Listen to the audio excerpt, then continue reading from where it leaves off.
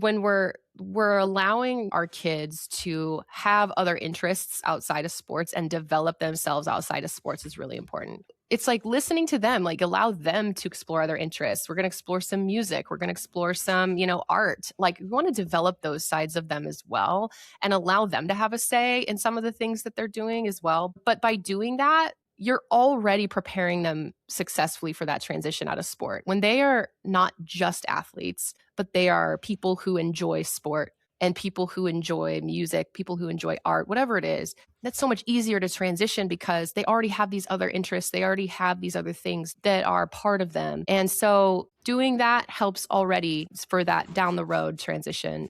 You are listening to the Beyond the Scoreboard podcast, transforming athletes into leaders on and off the court with host Coach Furtado. Youth basketball parents on the west side of Los Angeles, if you are looking for a basketball academy, a place for your young athlete to grow not only on the court, but also off the court, look no further than BTG Basketball. We provide seasonal camps year-round. We have training year-round starting at 9 years old. We have club teams starting in the fall. We'll start club teams as young as 10 years old. Our goal is to develop the best possible athletes, to help them become more confident, to help them become a better team player, to help prepare them for the next level. If they're at youth, to prepare them for middle school. If they're in middle school, prepare them for high school. And if they're in high school, to prepare them for college, if that's something that they want to play. You're not going to find a place that invests more into their coaching staff. So if you are interested in learning more about BTG Basketball, head to our website, btgbasketball.org, or shoot me an email, coachfurtado@btgbasketball.org. We look forward to serving your athlete. Hello, everyone, and welcome back to another episode of the Beyond the Scoreboard podcast. I'm your host, Coach Justin Furtado. Today, we are diving into the identity crisis in youth sports with two guests from Athlete Soul who are changing the game for the next generation. We have Tanya Nolan, an athlete advocate who's passionate about bringing creativity and play back into sports, not only sports, but also work. And Katie Hawkins, a former college basketball player turned athlete success manager, who's shifting the model from lecturing kids to letting them discover themselves. We're talking about moving from joystick coaching to athlete ownership. Tanya, Katie, thank you for being here. Welcome to the show. Thanks so much for having us, Justin. Of course. So let's dive right in. Before I ask, both of you questions about our topics for today, I'd love for you all to explain to the audience, what is Athlete Soul? Yeah, absolutely. And Katie, please feel free to fill in here. So we are basically advocates for the whole athlete, and we help athletes go through the athletic retirement process and kind of, understand a little bit more about who they are as a person beyond sport and supporting them in getting on with the next phase of their lives. Katie, I'd love to hear any expansion there on that. No, I think you pretty much summarized it there. We definitely aren't the only ones to notice this, that there's a gap in the support for athletes as they are retiring, really no matter what level, I would say. And so it's something that we've all felt on a personal level. And then Miriam comes along, and former Olympian, did some work with the IOC and things like that, realized the gap, and decided to put together this nonprofit. And so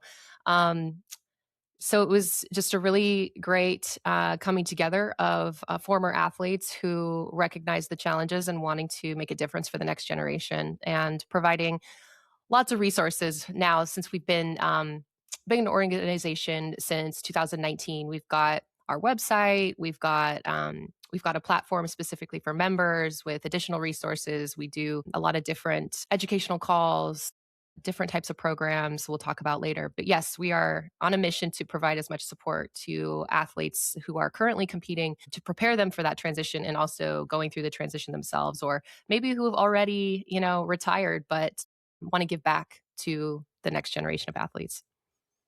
There is life beyond sport, unfortunately, right? Life beyond the game. So I'd love, I love the mission of it, because as someone that even works with athletes that I know are not going to play college basketball, I know I'd love to hear from both of you, right? Tanya, you were a swimmer. Katie, you were a college basketball player. I'd love to hear, some of the challenges that both of you had from going from being a collegiate athlete slash an athlete your entire life to, wait, I have to work.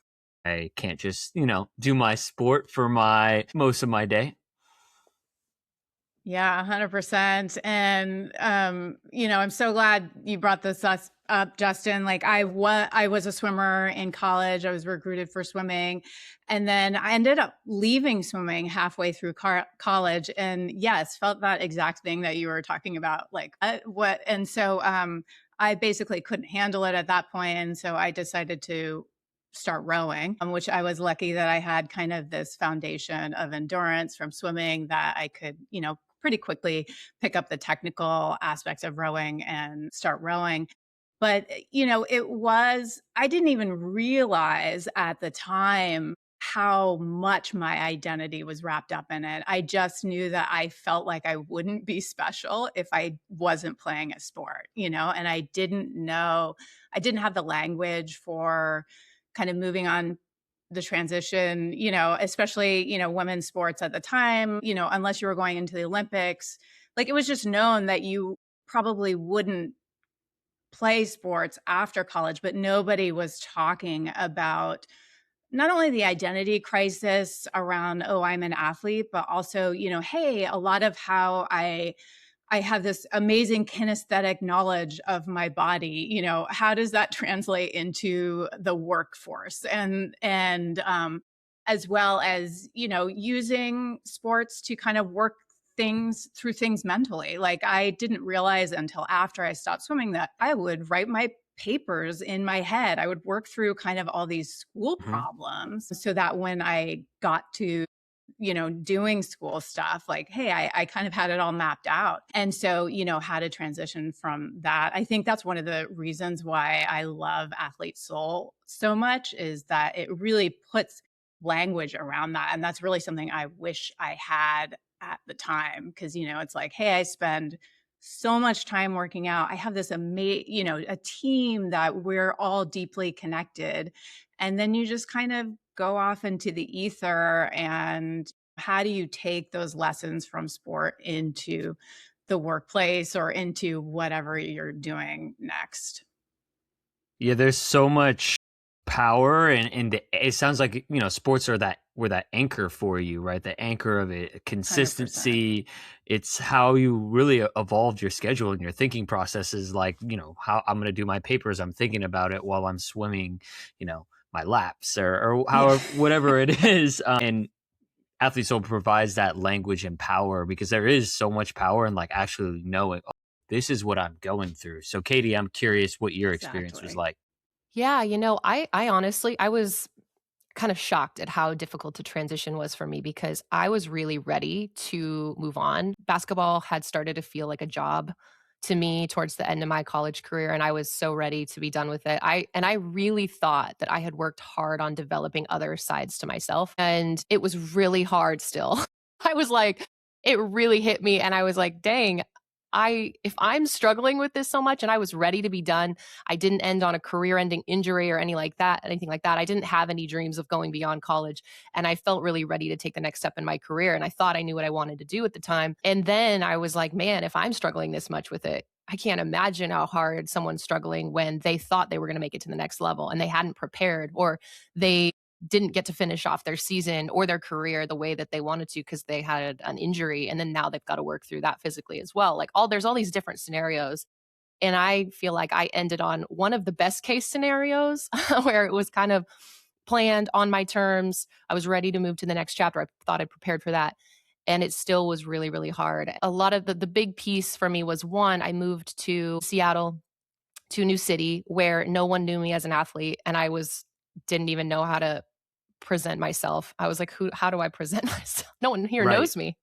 weird. And then, and then trying to find a place in a job, and a job that I thought I wanted, that I quickly realized that wasn't a good fit and that I'd gotten a degree in. I got my degree in English and thought I wanted to go into publishing, realized really quickly that going and sitting and writing in a little cubicle all day was not a good fit. And then I had this crisis of like, oh my gosh, what am I going to do with this degree that I just got?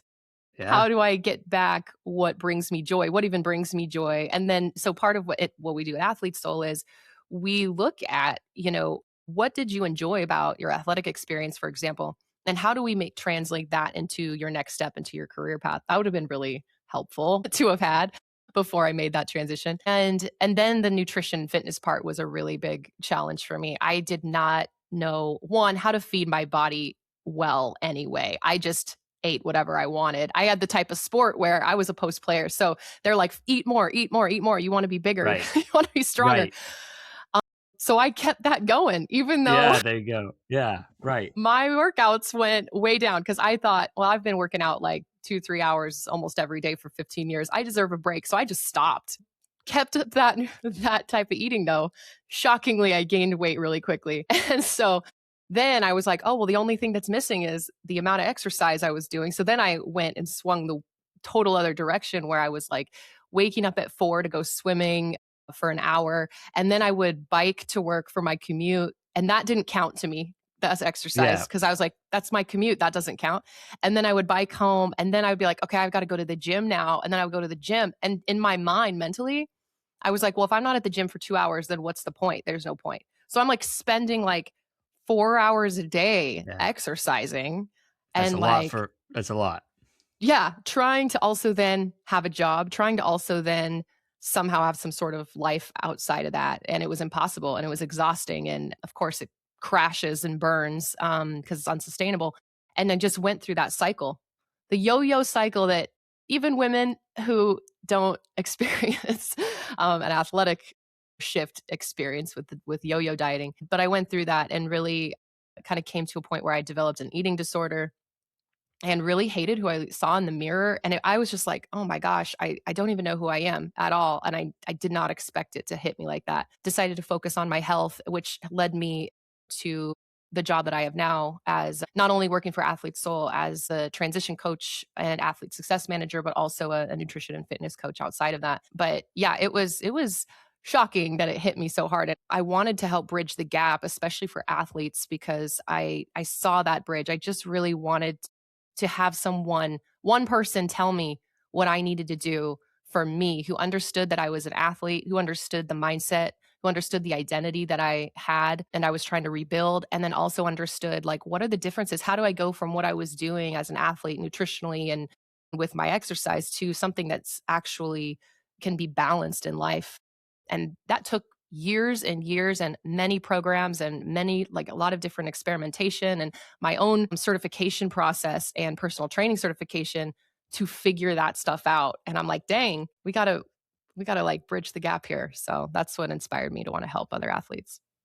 No, I appreciate you sharing your story and giving us the detail, because it is challenging. I've seen it with my friends that have been collegiate athletes and have similar, stories to you, where it's like we were working out for 4 hours a day, and then now, shoot, what am I going to do? And then overcompensating, being like, I got to run all this new weight that I have off, and trying to find that healthy balance. One area I want to go to is something that you guys talked about, the language that Athlete Soul provides. And for me, as a high school basketball coach, as a youth sports club director, and for the many coaches that are talking and still working with athletes, what are some of the things that we can utilize as coaches in terms of the language to help our athletes have a healthier identity with being an athlete?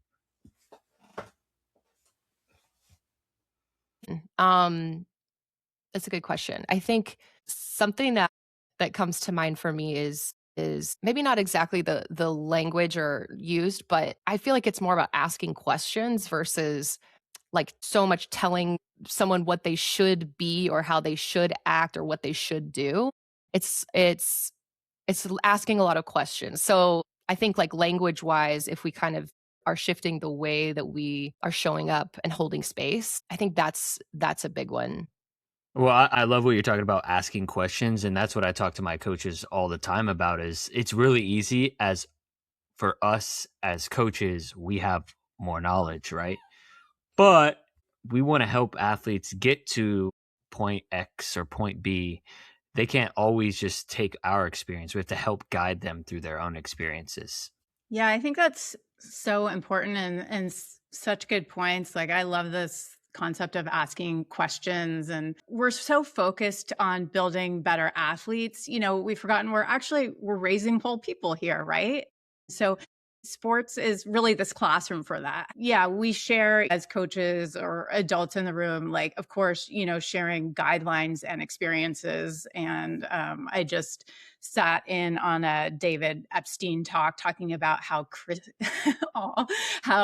constraints really kind of help creativity within that.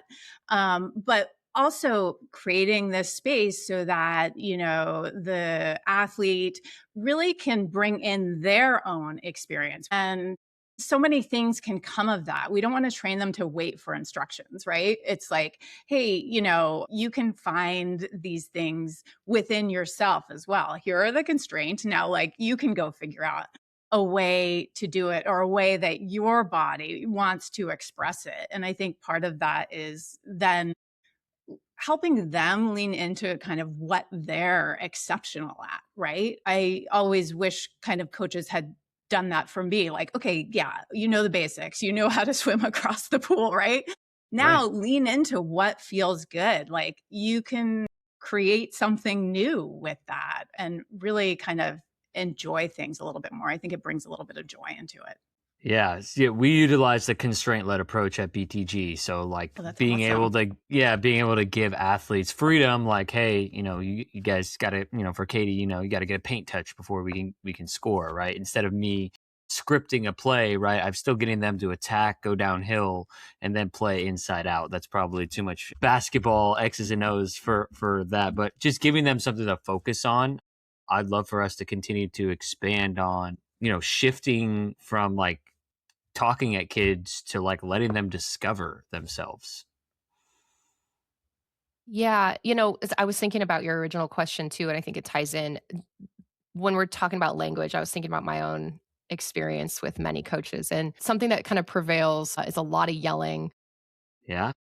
A lot of Yeah. yelling, a lot of criticism, and not even just from coaches, but from parents as well. And so in terms of language, I remember learning at a young age that, like, I'd have a coach screaming in my face at halftime, like 2 inches from my face. And I remember, like, thinking in that moment, like, okay, I have to just I have to somehow take something constructive from this. I don't think it's a good thing that I got really used to having coaches screaming in my face. I think that set me up to um, be okay with being treated that way later down the road with in other spaces. But when I'm thinking of like how I think we should change language, I think that we don't need to be screaming at somebody, at a kid especially, with taking our frustrations, our anger about what we think they should be doing. I think we could, as an adult, we could rein that in, control our own emotions,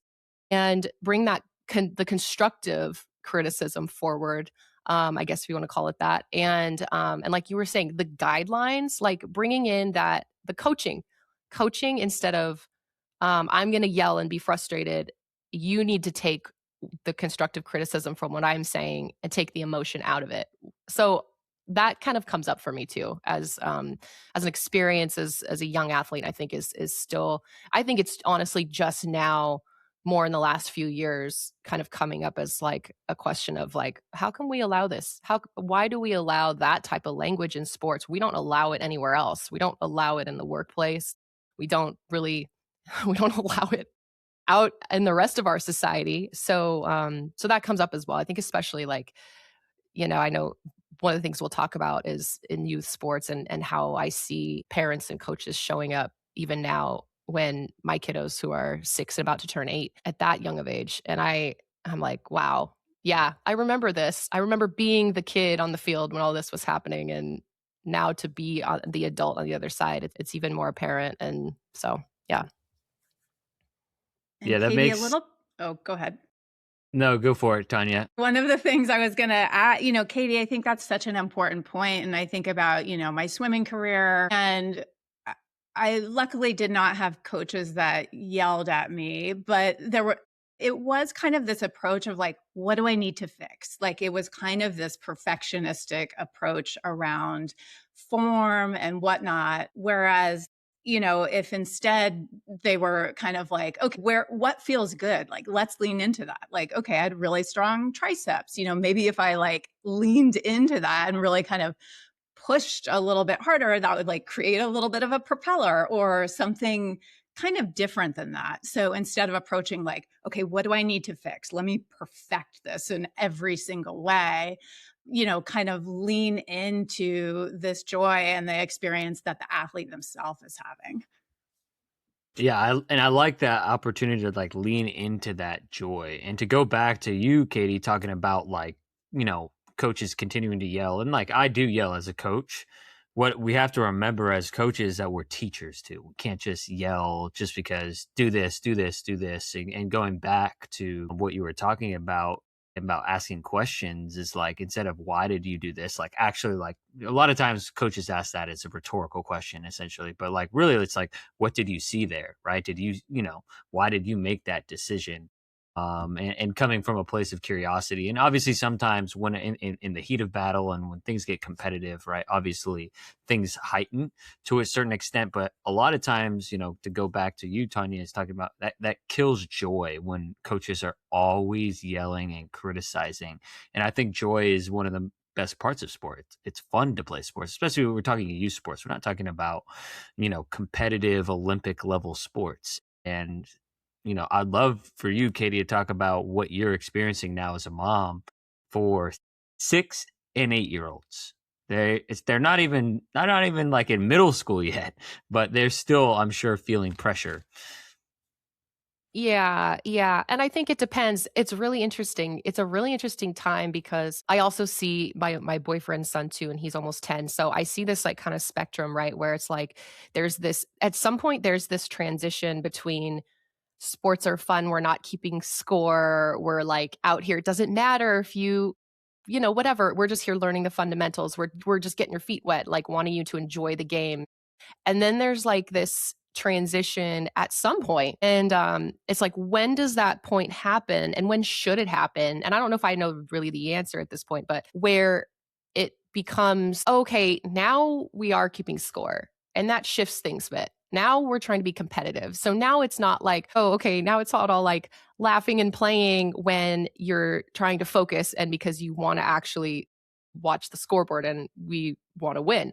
And it's like really interesting because there's kind of this different group of kids. There's like the group of kids who obviously have just been like, I'm here to have fun. And, the way that young kids sports like should be. And then there's kind of, you can tell that then there's these kids who's from a very young age, parents have focused on, did we win or did we lose? They were keeping score when no one else was keeping score. At like, I saw this starting at like 4 years old, parents keeping score at YMCA basketball. And I'm like, you guys, stop doing that. And so it's like, you can tell there's like these two groups of kids. There's the group of kids that it has been fun and they're just like, oh, wait, okay, we're keeping score and that changes things. Like, okay.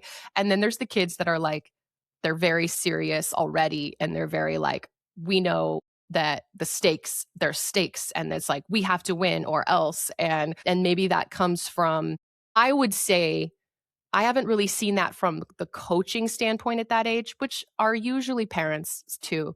But it's coming more from the parents themselves of those kids. And so I see both sides and I can hear parents on the sidelines of my, 8-year-old soccer player, and they're yelling at their kids on the field and they're constantly asking what the score is when there's no scoreboard, and they're yelling at the referee who's a 13-year-old volunteer who is it's their first time ever reffing a game. And I'm like, okay. And then if they lose, which the kids wouldn't even really, I mean, some of them know, they understand at this point, they're keeping track of goals, but they know if we want to lost by the parents' attitude after and how their parents are responding to them and reacting. And I can tell that, from just from what I experienced too, I had the dad who would give me, he was my coach and my dad, which I think is also a hard thing, who the game was over, but it was not over. I had the after game talk on the way home. I was still being evaluated. I was still being told what I should have done better. I was still every single time. And I know that that's how a lot of those kids with their experiencing as well. So yeah, it's hard to watch it as, you experience it as a kid. And then when you grow up, you're like, it like re-triggers you. It's like, oh my gosh. And then it's almost like you go through it all over again. But I think the good thing is that we can rewrite the script now and we can do it differently. And I'm thankful for the work that I've done on myself and also with athletes and athletes soul to know, like, to feel really confident that I can bring a different experience for my own kids. Keeping score and identity. Like that is something that I just like I feel like at a young age, right? Like probably most of those kids that you're talking about, if there was no scoreboard, the parents weren't sitting in the stands. They were just at practice, and maybe they had whatever their volunteer coach was just there playing, having fun. Like that would be their number one.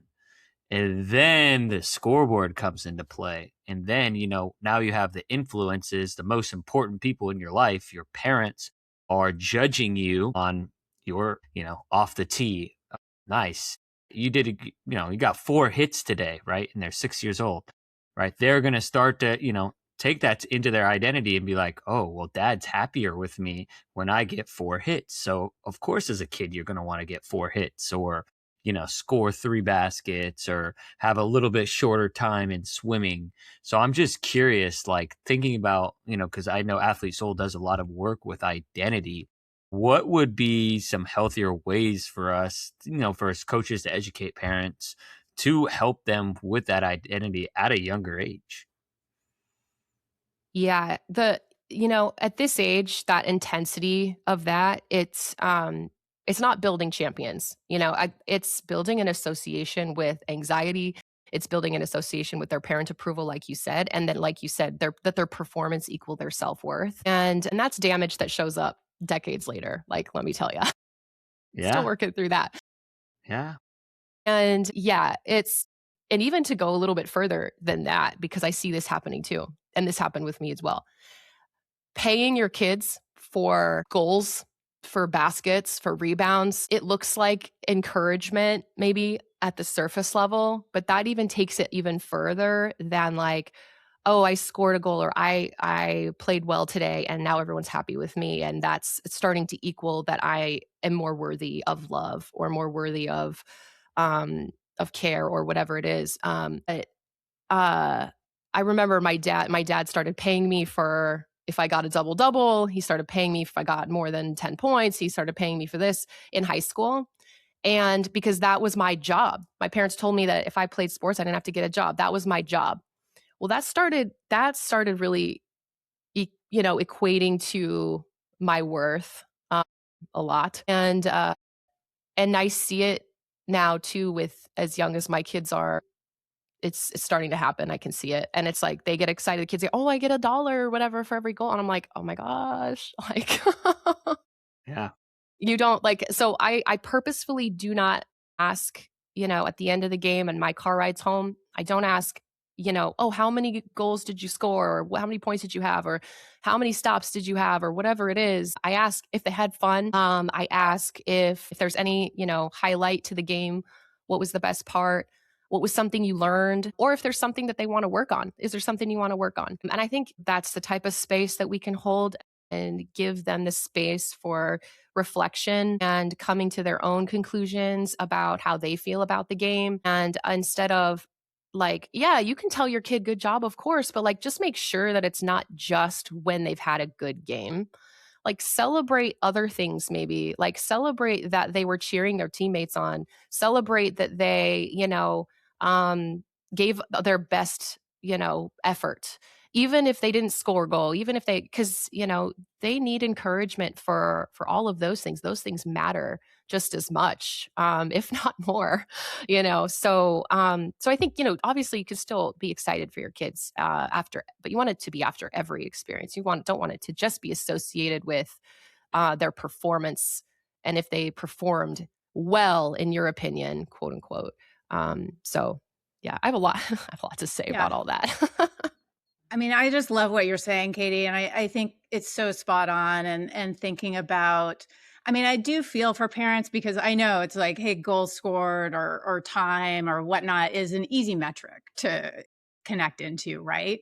But I think if we take a step back and think about what is the bigger picture here, we're developing character here. We're developing team members, right? Like people who have the ability to be on a team. That is a lifelong, amazing thing to have. Actually, McKinsey has just changed their hiring process to really kind of get more people who have been on teams, right? And so that's a huge thing. So, kind of even what you're saying, Katie, like, hey, did you cheer your teammates on? Or asking like, what was a way that you felt like you were a good team member? What was a way that somebody else was a good team member to you? Did you try something new today in the game? How did it go? It was so fun kind of prepping for this. I got to read all these fun stories about how people have been creative or kind of brought more joy back into their sport experience. And so I really love the questions that you posed, Katie, and I would just kind of add those couple more on to it.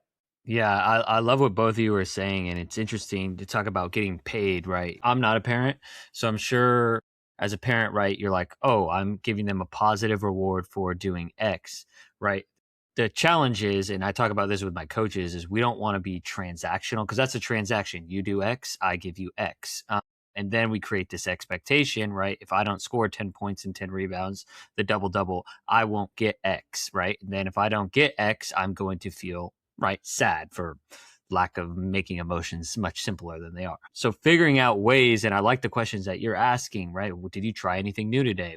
What do you want to work on, right? I have a lot of kids that they tell me about their middle school games when they come to club practice, and they always tell me, oh, I scored this many points, coach. I'm like, that's cool. How good of a teammate were you? That's like normally what I ask. What are the things that what effort did you give? And I like, talk about what did you learn? All the things that they can control, because that's one of the things I've been trying to talk to the athletes. You can't control how many points you score because who controls your minutes? Not you, me.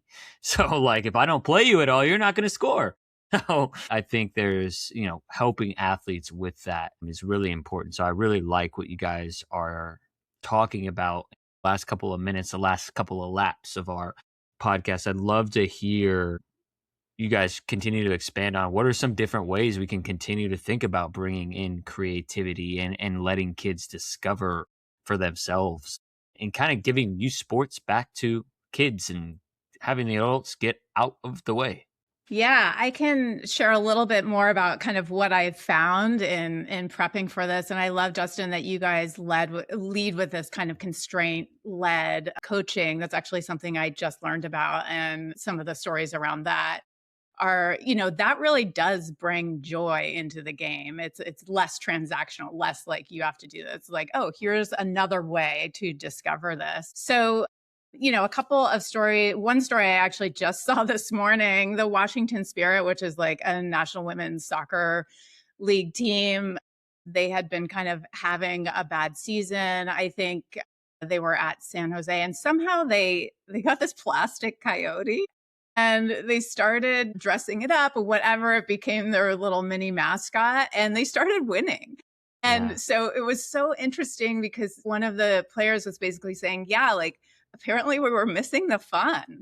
And, sports is supposed to be fun. Like, it inspires people. It brings this joy and kind of really doing things like having a silly mascot to bring into it. And that is something that, kind of everybody can really rally around and just have a good time with. I think also, a super old reference is for any listeners or whatever who were around in 1985. The Chicago Bears were, an amazing football team. I think they had the best record in the league. Somehow they signed up to do a rap video called the Super Bowl Shuffle. And if you want to learn more about it, there's an interesting documentary on HBO. But one of the players was saying that actually doing this dance routine on the video made us a better team because all of a sudden they're like helping their teammates. Like with dance moves, right? That would never happen at practice. So kind of leveraging up different ways for, teammates to connect, or even starting with, a creative exercise that has nothing to do with the sport, which will kind of engage their right brain a little bit more and let them think bigger picture. That's something I do with a lot of companies I work with. We'll do just a creative exercise where they get a creative prompt. People have 10 minutes to respond creatively, whatever that means to them. And then we share it with the team.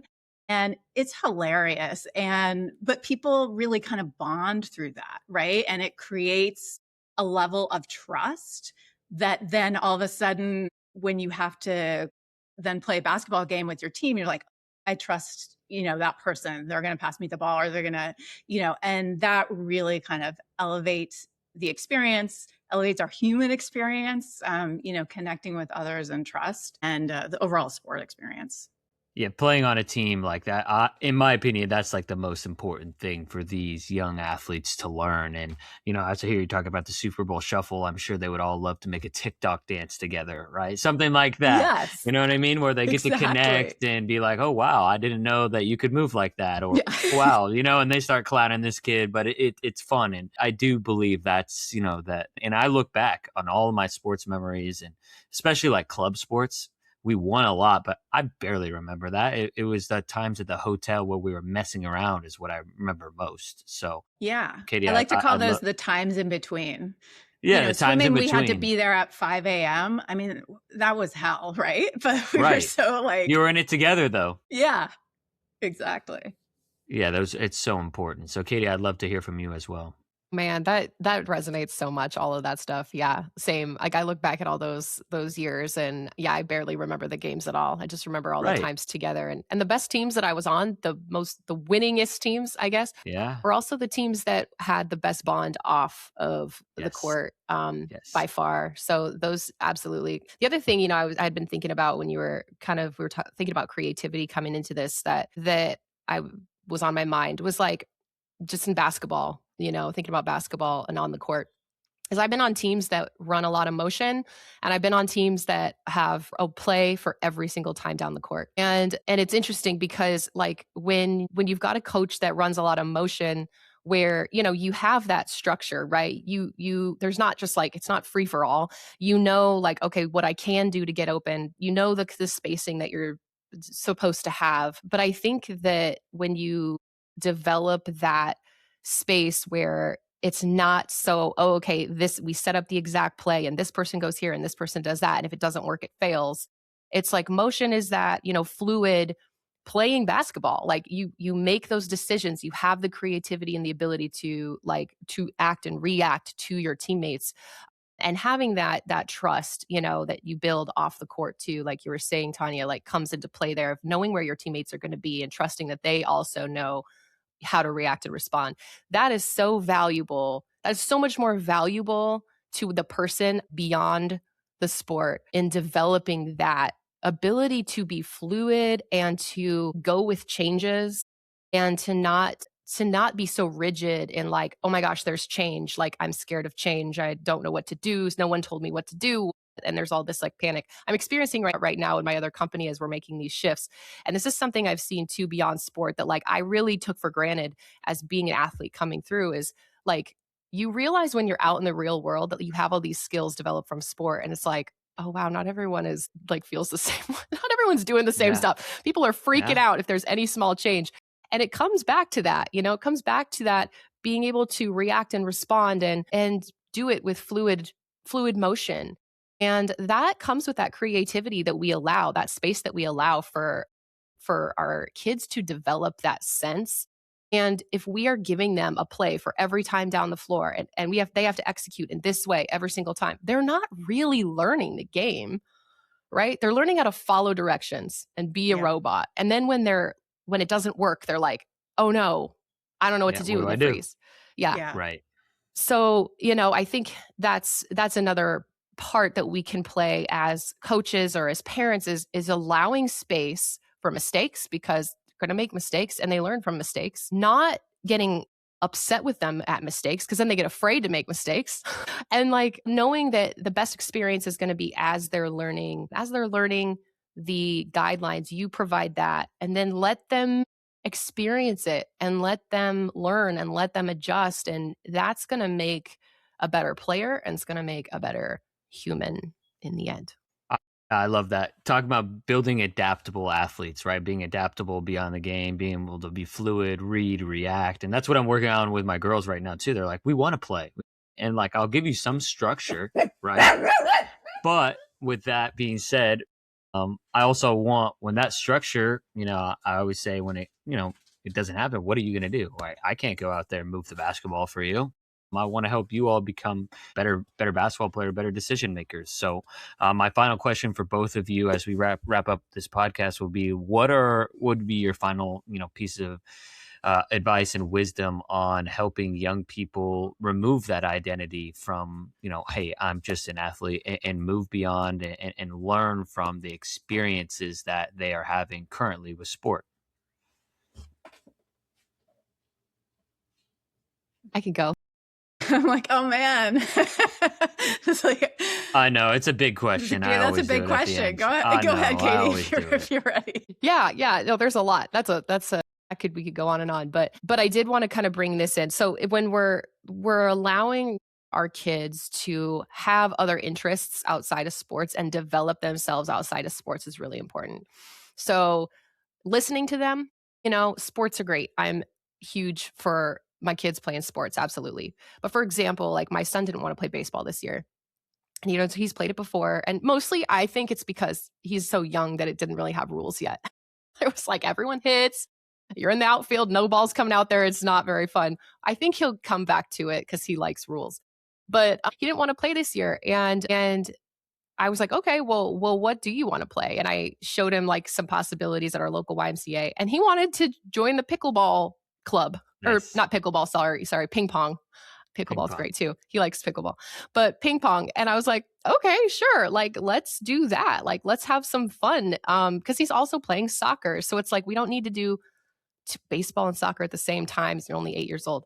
So it's like listening to them, like allow them to explore other interests. We're going to explore some music. We're going to explore some, art. Like we want to develop those sides of them as well and allow them to have a say in some of the things that they're doing as well. But by doing that, you're already preparing them successfully for that transition out of sport. When they are not just athletes, but they are people who enjoy sport and people who enjoy music, people who enjoy art, whatever it is, that's so much easier to transition because they already have these other interests. They already have these other things that are part of them. And so doing that helps already for that down the road transition. And part of that too, and I wanted to just say this before we sign off, I wanted to talk a little bit about what Athlete Soul kind of has to offer as a resource. It's a resource for parents and coaches as well to maybe get an understanding of some of this stuff. But as a member who comes in through our website, you get access to our platform, which is it's called the Mighty Network. And there's a lot of resources there, but also what's there is a self-led, self-paced course. The cool thing about that is just for insurance reasons, like we at Athlete Soul are, if you're under 18, can't like coach you quite yet if you're a minor in terms of our group programs and our one-on-one support. But if you come in, like you're a high school athlete, you're coming in and you're like, I just need a little bit more support around this, you can become a member. And before you're, to take advantage of some of our actual like coaching programs, you can do the self-paced course. And we really recommend doing that before you retire, like preparing yourself, like understanding some of the things that can come with athletic retirement to just prepare you. And there's exercises in there that you can do. And there's just a lot to explore about your identity and developing your identity and really recognizing like, what are the things that I value? What are the skills that I bring to the table? How can I channel this in beyond sport? And doing that before you are done with sport, whether it's at the high school level or the college or, professional or Olympic level. You want to be thinking about this stuff before it happens to just make it easier. And honestly, the younger that you can start developing that, the better it's going to be in the long term. I love that. And so that'll just be on the Athlete Soul website. They can go in and find all that information. We'll include that in the show link. Great. Yeah. And I just want to echo a little bit of what Katie's saying. The Athlete Soul programs are amazing and exceptional. And I think it really just going back to, what we were talking about with the language, it really just helps people with the language around identity. I think, in the end, sport is a window into your identity, right? It really helps you kind of see these other areas where you thrive and excel at, and using your experience with sport for that, I think is a huge thing. Absolutely. So I appreciate both of your time so much today. Where can people find you if they want to connect with you and further the conversation? Yeah, absolutely. People can find me on LinkedIn. It's LinkedIn/Tanya Nolan. So very easy. Yeah, I would say head to the Athlete Soul website because you'll see there if you go to there's a list of us coaches on there and you can directly, click on my name and it'll give you my email address. And actually, I think you can actually just book directly onto my calendar from there. But yeah, so Athlete Soul website, check it out. Also on LinkedIn for sure, Instagram, all those fun things. Those fun things. I Yeah. appreciate you both so much for your time, your wisdom. There's a lot of gold that I really hope that all the coaches and parents are listening to and taking notes of, because sports are incredibly important and we need more of our young people to have these positive experiences. 100%. Thank you, Justin, for all you do. And this podcast is just bringing amazing information to coaches and parents. So thank you. Yeah, thank you. Thank you for listening to this episode of the Beyond the Scoreboard podcast. If you enjoyed this episode, make sure that you subscribe wherever you listen to podcasts and share it with a friend, coach, or parent you feel like would get value from this episode. It's our responsibility to impact as many parents and coaches who are the ones that are impacting our athletes. That's how we create a ripple effect. So thank you for being a part of our community, and we look forward to serving you all next week.